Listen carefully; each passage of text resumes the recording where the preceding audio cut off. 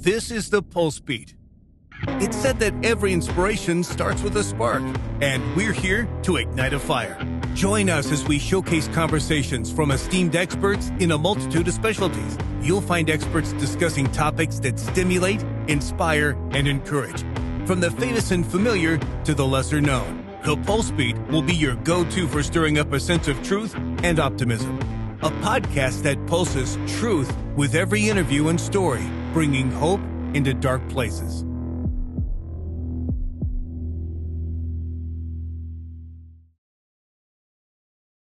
Well, what an amazingly special day for me. I just love this guest we have today, Mike Smith, Chief Clearwater. We're coming to you from Pulsebeat, and we're sponsored by Polio Miracle. We're just thrilled to be here. I've got one of the greatest golfers in the history of the game for duration, long term, staying with it. And boy, if you look at his cuts made, tournaments he's played in, I don't know that anyone can match up. This is Tom Pernice. You all know his name. We're just thrilled to have him, Tom. Welcome. Thank you for taking time out of your day. You're sitting at Firestone Country Club, I guess the South Course, one of the great courses in the history of the game.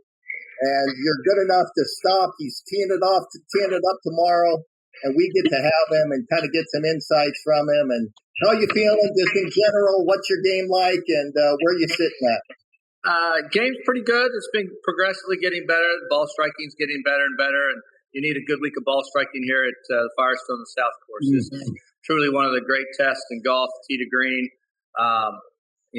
Played today in quite a bit of wind and stuff, so it's really challenging. So you need to be on your game. You can't really hide here. So I'm looking forward to a good week here. It's been progressing much better in the last couple months, so we'll see what happens. But you can't hide here, so you need to be on your game. Well, Tom has one of the most technically perfect golf swings, and I know he hates hearing that sometimes because you're always tinkering, always working, and that's a smart thing we all do.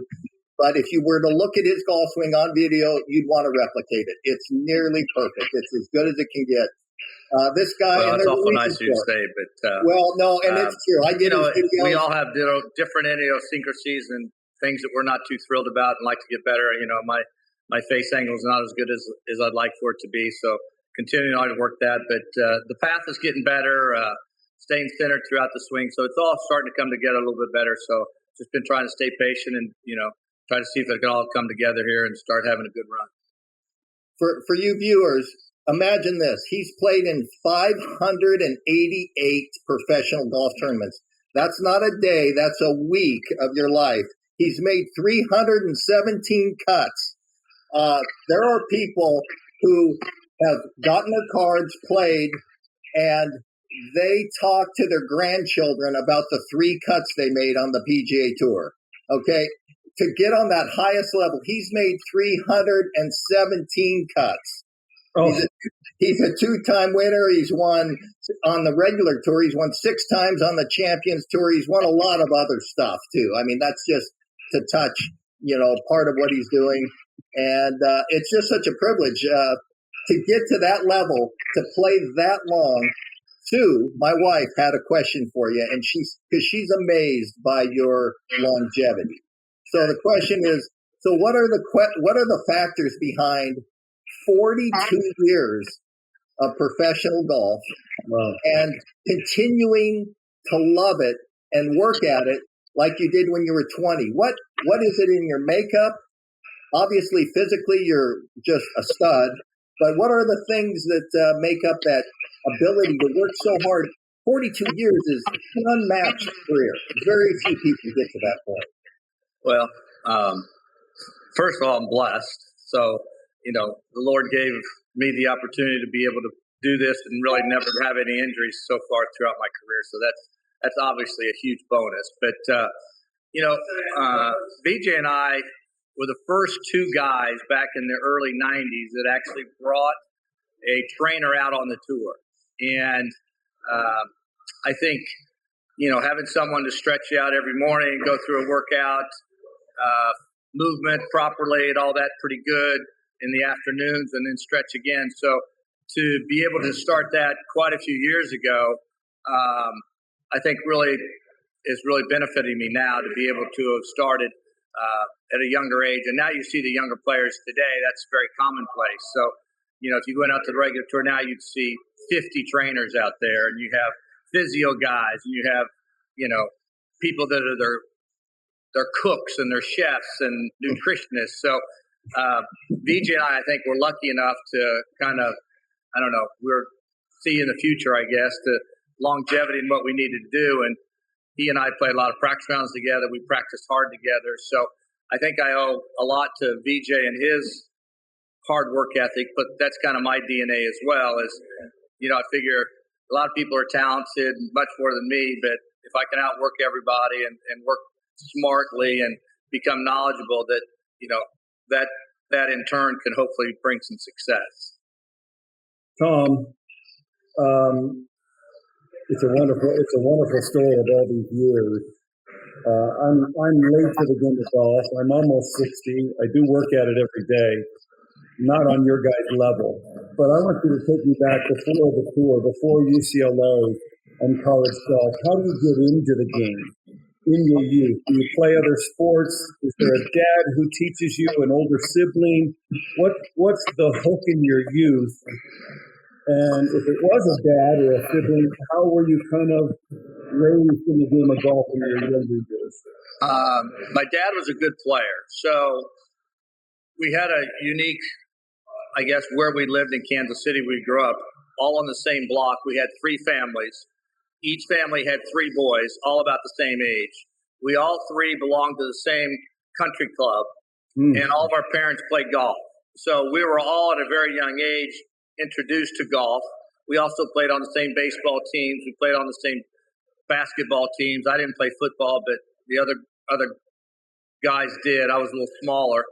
And it was just something that we all did. And our parents were all pretty good players. So I just kind of was drawn to golf, I guess. I liked the individual aspect that you could go and work as hard as you want and practice all day. And, my brothers and my other buddy, they'd go to the swimming pool and hang out with the girls and stuff, and I'd go play 36 holes. So I don't know if my DNA is necessarily right or not, but that's kind of where it all started. My dad was, a 2 or 3 handicap. So at about 5 years old, I started playing some with him. And like I said, we were just fortunate enough that as a group that we all hung out with, we were at the club every day in the summer and, played in junior golf and stuff. So I got started at a young age and, just was attracted. I played baseball. I was pretty good. And then once I got to about 10 or 11, I got bored at baseball and I'm out there in the heat at baseball practice thinking, what am I doing here? I'd rather be going hitting balls. So I kind of quit playing golf or baseball after about 11 or 12. And then I just kind of, from there, I played golf. And then somehow I got talked into wrestling in high school. My first 2 years,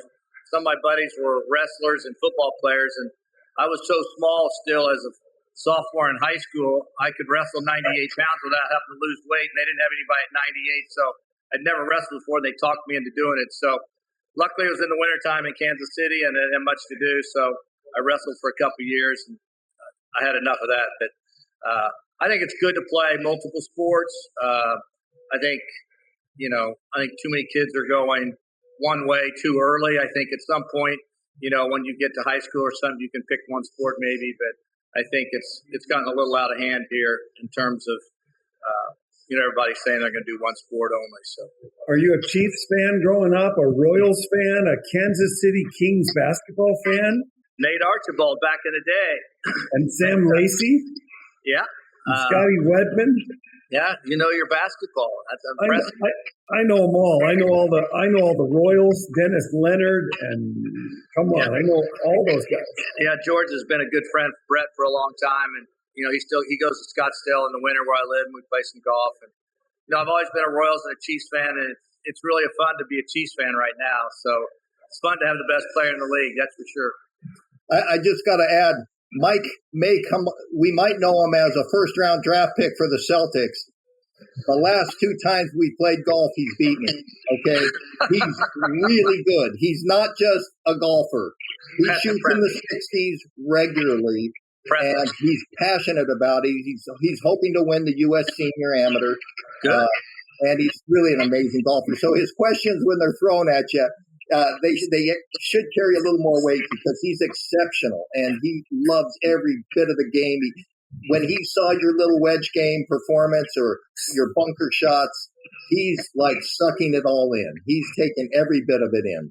That's good. I can appreciate somebody that loves the game. I'm kind of a sucker for that as well. I'm pretty overwhelmed and love to continue to learn and watch. And, that's what it takes. You need to try to get a little bit better every day, and no matter what you do. And hopefully that'll make a difference. You practice probably your short game as much as anybody, and truly you're known as kind of the guru on tour for chipping. Everyone comes to you. They want to know more. Tell me where that started, how it developed, and how you kind of found your niche in that game. I've watched you chip. I've caddied for you where it was shocking to me when you got it up and down from almost anywhere you were put. I think a lot of it when I was a kid, I didn't hit it very far. So you were forced to be able to have some imagination and have some feel in terms of, having to get up and down because you couldn't reach the greens or just missed some greens because you're hitting, rescues or long clubs in. So I think that had a lot to do with it. And then once I got on tour, I was lucky enough to play practice rounds with Steve Ballesteros when he used to come over the weeks before the majors and stuff. Tom Seekman and I were good friends, and he had known Seve before, and Tom and I played a lot of practice rounds when I first got on tour, and Seve always joined us, and we kind of had our threesome. So we were, blessed to be able to go around, and I just sit and watch him. I just watch him all the way around the greens and just try to take some video and try to learn and asking some questions. And he grew up playing with the 3-iron on the beaches of Spain, and he had to figure out ways to create angles and to get that face being open and how to hit shots off the sand. And so his creativity, and he had a pretty big basic understanding. He could really learn how to use the bounce of the club because he had a 3-iron and how to get certain things done to be able to create some loft. So I just kind of learned and watched. And from there, James Seekman, Tom's younger brother, was caddying for Tom at the time, and he started teaching short game, and the two of us together kind of corroborated, and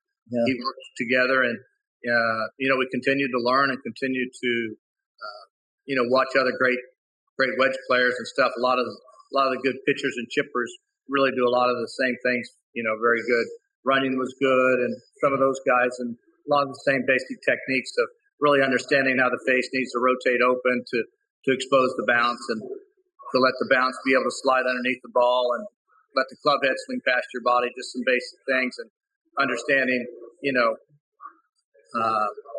creating the shallowness and steepness in the setup and basically having your arm swings pretty much shallow because you're rotating the club around and opening the face. So we made the adjustments and learned, and it just kind of, I don't know, we got it kind of figured out right, I think. Yeah, no question. He's one of my favorites of all time, Tom. And I played pro basketball in Spain after I played in the NBA. So I not only fell in love with the country, I fell in love with Seve and Jose Maria. Yep. And I think Seve won 90 tournaments worldwide. And I think he won 50 on the European Tour. And Keith, I think there's a stretch of 17 years ago he wins at least one in the European Tour. Not to mention the 5 majors and his greatness of that. But and he just he had such a presence about him too that was, unique and strange. I mean, back in the days on the European Tour where the top players always got paid appearance fees, he got paid more than anybody when he went to Europe, even though he was from Spain. And, he got more than Faldo and Montgomery and all those guys. He just had that charisma, and people loved to watch him play, and he was fun to watch, and he was exciting. And, it's one of the highlights of my career to be able to get to know him and to be able to learn from him. So that's something that, I'll always cherish. Not sure if you can see that, but I was at the 97 Ryder Cup. Wow. And I was playing basketball one year in the northwest of Spain. It's a city called Gijón. And the guy I used to play with was Carmen's teacher. Oh, boy. Carmen, who Seve married, this was his instructor in her 20s. And so I'm at this 97 Ryder Cup. I see him. I see Carmen. Carmen then says hello to me and invites me inside the ropes at the Ryder Cup in 97. And I'm walking inside the ropes with Carmen, wearing all USA gear. And Seve comes driving over in his cart and says to her, "What are you doing? What are you doing with him? Get away from him." It was the funniest thing ever. And of course, Europe won that Ryder Cup, but I just happened to have that. That's pretty good. Sign. I won't tell you how I got that sign. I just kind of grabbed it off a post and stuck it in my suitcase. But smart man. I wanted to ask you, Tom, I know Keith's got a ton of stuff and his friendship and knowledge, and we can go super deep in the golf. Your first win is in your 213th start, if I'm not mistaken. What does that say about hard work and perseverance and patience? I didn't know any different, and, I was just kept fighting to get better and better. And, at UCLA, I came there from Kansas City, and, Corey Pavin was freshman, and we came in together. And, man, I knew I needed to get a lot better real quick. So practiced hard, and we spent a lot of time together and got better and better over time. And then, as you move up the ladder, you see how good all the players are and how much better you need to get. And it just took a while for me, My swing mechanics weren't very good. I wasn't very big. I wasn't very strong. And, over time got a little bit stronger. I feel like had a little better understanding and just, probably played my best golf on tour, from 40 to 52. So it just took a while, Crazy about that. Tom's one of the few that continued to not only keep his card, but play well on the PGA Tour when he turned 50 and actually had a decision to make. He came out, he plays the SAS. He's the 15th guy in the history of the Champions Tour to win in their debut event. He won the SAS. So that's pretty cool, but he had a decision to make, and he continued in his 50s, 51, and I think a little in his 52nd year to play both tours. Yeah, I came in and played the SAS in September when I turned 50, and fortunate enough there, I made a birdie on the last hole to win, and then went back to the regular tour to finish out the year and finished in the top 125 and kept my card. Wow. And then the following year, played mostly on the regular tour, finished in the top 125 again, and then played like 7 or 8 tournaments on the Champions Tour and finished in the top 30. So one of the few times I think someone's finished top 125 and regular tour and top 30 on the Champions Tour the same year. So like I said, I really was playing good later in my career there. And then after, the next year when I turned 52, I didn't keep my card on the regular tour. I finished like 130th on the money list, and then I decided it was time to just go ahead and play the Champions Tour after that. When did you know you were good enough? Is that a moment at UCLA with Corey and Duffy and that group and playing Riviera as your home course, or is it in your first years on tour? And when I say good enough, meaning good enough to win on tour, good enough to play the rest of your life?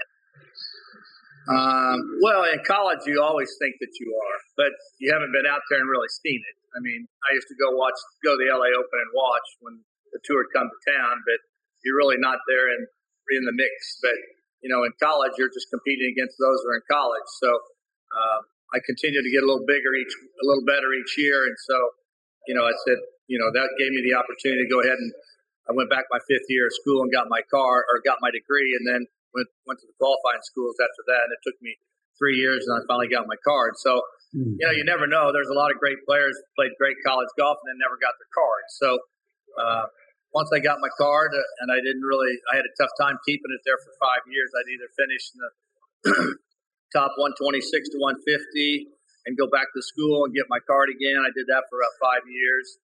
And then I actually lost my card and went to Europe the following year and got my card and played there for 2 years. And then came back and got on what's now the Corn Ferry Tour, and then got my card through that. And then after that, stayed on the tour. So, there was never any time where I thought I was going to be a world beater by any means. So I was just trying to find my way and I've always just had the attitude to try to keep getting better. And hanging in there and competing. I think my short game kind of kept me in there, and but then everything started coming together once I turned about 39 or 38 and played pretty steady there for about 15 years. Tom, digress for me if you would. That is a look into who you are as a man, I think. Tell us about your caddy days in college. And I think that's so cool. I mean, that was a typical pathway 100 years ago to get into professional golf. That's how people did it. You did it at UCLA. Tell me some of the people you caddied for. You caddied double. I mean, you really worked your butt off so you could have the privilege of playing good courses. Tell me about it. Well, I don't know that you could actually do it nowadays with NCAA rules or not, but I was on partial scholarship when I first came there, and my family didn't have any money, so Eddie Marions was the head professional at Bel Air Country Club and was also our golf coach. And he said, if any of you guys want to come up and caddy on the weekends, you're more than welcome. So I immediately said, well, yeah, why not? So, you just go up there and you wait in the caddy yard and they call your name, you grab 2 bags, you go out. And it wasn't too long, like second weekend or whatever, I caddied for Peter Ubroth, and I had him as a single. And at the time, Peter was a businessman with American Express Travel. He was the owner and started that, and then we just kind of hit it off. And so he was kind of every Saturday and Sunday. That's who I caddied for. And lo and behold, next thing you know, he's running the Olympics in LA, and then baseball commissioner, and buys Pebble Beach with Clint Eastwood and Dick Ferris from United. And he's probably my father passed away while I was in college, so he kind of came in as my adopted father, if you will, and kind of looked out for me. And, it's been a relationship that's been fantastic for, 30, 40 years now. So there's, Bel Air had a ton of great members, and I caddied for numerous ones of them, but it was a great experience, a great club. Wasn't a snooty club, a lot of actors, so it was a great experience for a kid coming from Kansas City. And heck, it was good money for me, every Saturday and Sunday. I'd get up there at 6 in the morning and get my work in. And then Saturday afternoons, we went and played at Lakeside. That was where our team played. So I went straight from caddying, jumped in my car and drove and teed off at 2 o'clock at Lakeside. So I stayed busy, but, that money allowed me to be able to go play amateur tournaments in the summer. And, did what I could to be able to continue, playing the game. I love that part of you. I just think it's such a significant part of who you are. That's why you played 42 years. You just have a different tenacious part of your character that won't let you not succeed. And I love that. Tell me, I want to shift. You've been an amazing ambassador for Polio Miracle on the Champions Tour. You've been out there, you've been taking it. You've been sharing it with everybody, letting them know the benefits. Tell me how it's impacted your life and the fun it is, maybe even just to share something that's so beneficial for other people. Well, if you just read about the product and see the ingredients and the formulation of all the minerals and the vitamins in it, and I mean, you can't go wrong. And then when you take it, your energy levels are up. I feel like my focus is very centered, very, very good. It's easy. I mean, a couple packets a day and a couple bottles of water, it tastes good. It's easy. But, the benefits just by reading the package and understanding the formulation, and it's amazing. But then when you take it and you feel better, focus is good. Energy levels stay high. It's important, at 64 years old out here to have the energy to go and practice hard and then get done and go to the gym and then still get some rest. So, Keith introduced the product to me. It's been great. Definitely love sharing it to the other players out here because everybody's kind of a big family out here. So you want to share your knowledge and share your wealth. So it's really been a lot of fun and it's been beneficial. And a lot of guys have really gotten hooked on it and kind of depend on it now. Well, you've been great in that way. We sure appreciate it. It's so fun, and I know it's helping whoever's out there taking it. It's just awesome. I know one thing. It surely can't hurt you by any means. It's pretty impressive. And, obviously they've done a lot of hard work and a lot of studying and a lot of knowledge. But, when you got players, I mean, Kevin Doherty's tried it, Josh Anderson, their young kids playing. John Rahm and his trainer have tried it, and they're liking it. So, all those people, pretty knowledgeable people, and at the top of their careers, some of the best in the game. So I love it. That's the main thing, and I'm just glad to share it with people. If I throw out the names, Tom Pernice, Ed Podolak, and Otis Taylor, and Willie Lanier, you know those names? Of course. Elmo Wright. Elmo Wright, Lenny Dawson. I mean, what? These are old Kansas City Chiefs. Keith, you're probably thinking I studied up on Kansas City Chiefs. I haven't done any homework on Kansas City Chiefs. They're just in the back of my head. I know all those guys too, by the way. Okay. Funny story about playing Bel Air. I've only played it a couple times, Tom, but you were caddying there. I played with Al Michaels. Fantastic. Broadcaster of the 1980 Miracle on Ice and NFL football, and you name it. Monday Night Football. Keith, you'll get a kick out of this. Al always had the same caddy, and the caddy would give him his putting directions based on numerical jerseys from NFL players. In other words, if it was a flat putt, he called it a Jim Otto. I don't know if you remember the name Jim Otto. Double zero, you bet. Double zero. If it was, he'd say Lenny Dawson on third down. Yeah. And I'm like, what? Like, I'm watching all this happen. And so that was his way of telling Al that this putt was 16% down. Len Dawson wore 16. That's funny. I mean, it was the funniest thing I'd ever seen. And, I quickly caught on and, threw out a name to his caddy. I go, what do you think about this putt? Is this a Raymond Chester? Is this a Kent? And so anyway, we had fun. But no, it's been an amazing life to be able to play the tour, and it's something that you've dreamed about doing, something you've worked so hard to do, and to be able to continue to do it. And the people that you meet in your life through golf is beyond belief. I mean, I played 25 straight years at the AT&T Pebble Beach Pro-Am, played with Peter Ueberroth. I mean, I played 2 or 3 years with Rush Limbaugh, who's one of my all-time favorites. I'm a ridiculous conservative junkie. You're good friends too. Before we passed, we were, but yes. So. You're safe with us too. The people that you're able to associate with and meet and have friendships through it's such an amazing game. Not many like it. Hey Tom, share a little bit about your faith and your conservative values. They've played a role in our friendship, in who you are. By the way, Tom, we work for his charity. He's done charity work for years and years. But it's a bigger thing.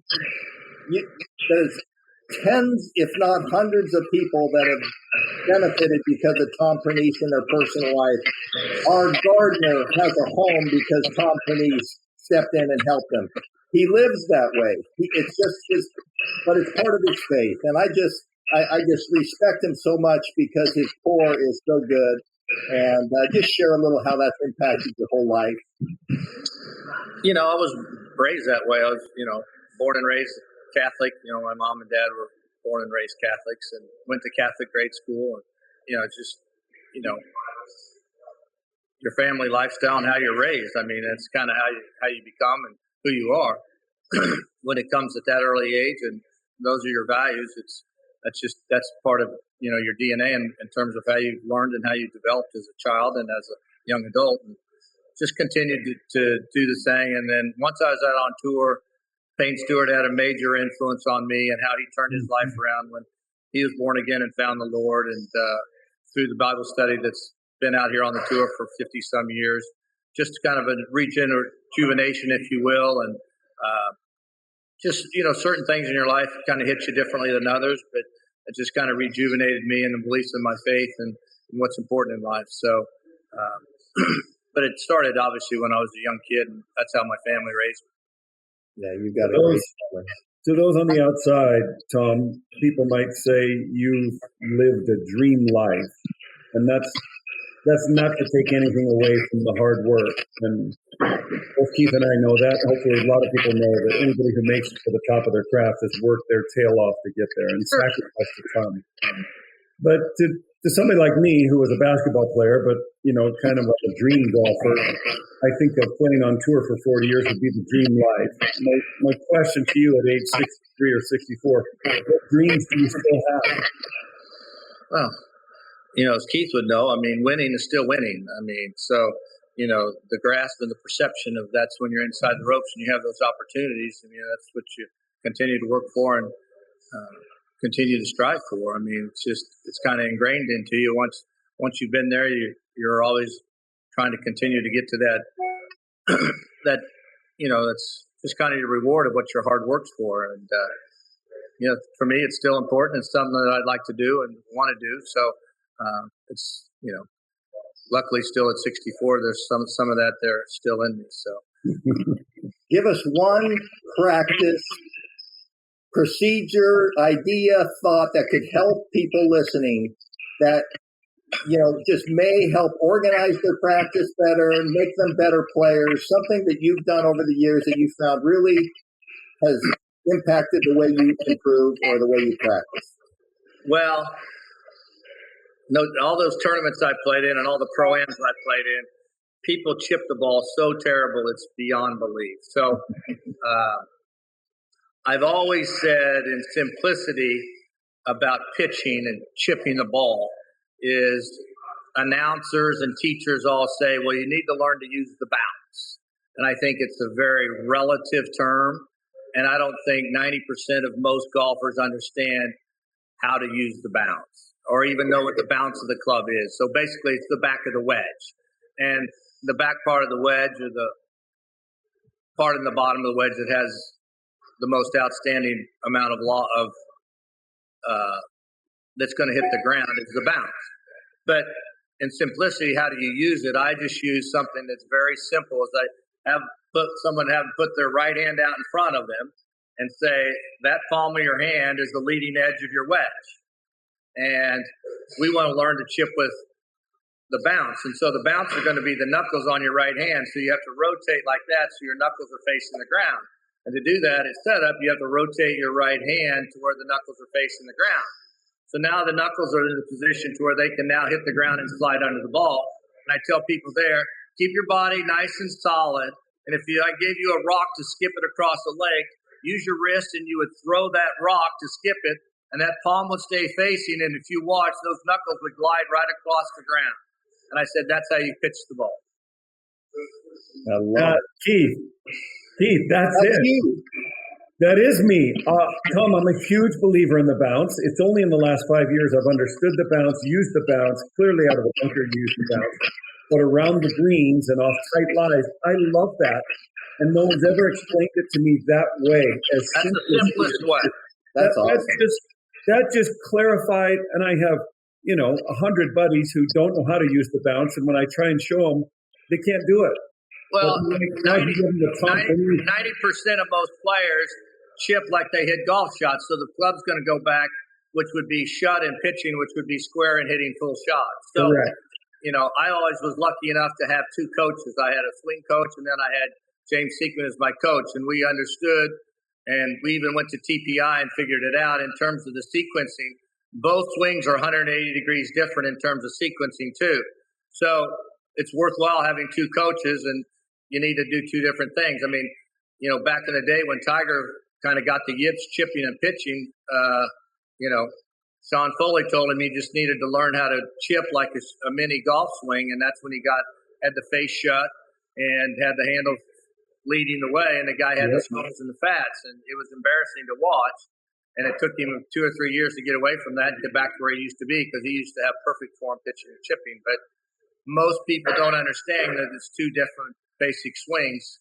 Because if you did that hitting your full shot, you'd hit this big high slice that didn't go anywhere. So it's so true. Keith, I love talking to you guys. Tom, your life has, we'll maybe end on this and let you share Raquel Pernice in your life. And I've just seen this beautiful thing happen in your life. I've loved you for 40 years. And to see you have a rich, full life with all your hard work, it means a lot. Tell me about that in your life and what it's meant? Well, I think I finally found someone that makes me happy, and I can be me and no eggshells, and both of us together can be who we are, and we both enjoy our time together and love each other and want to spend all of our time together. I mean, that's an ideal situation that anybody would want in their life. So, Keith, you found it your very first time when you met Sue, obviously, and, not many people are in love with each other as much as you two and enjoy and spend each other's time together and enjoy it so much. So, when you have that, life becomes pretty simple and pretty amazing and pretty spiritual as well. Yeah. I can't even begin to thank you enough for taking the time. Guys, this man is competing in the morning. I would never say yes to a Wednesday. This guy is a true man, generous with his time. He wants to go hit balls. It's late there. It's too late to practice much more. But I can't even begin to thank you enough for stopping the world and helping us out.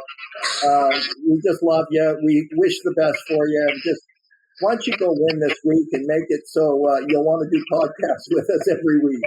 Anytime. I'm glad, and I appreciate what you guys are doing. And Keith, it's been a pleasure and very special friend, and I'll cherish that forever. So appreciate you having me on.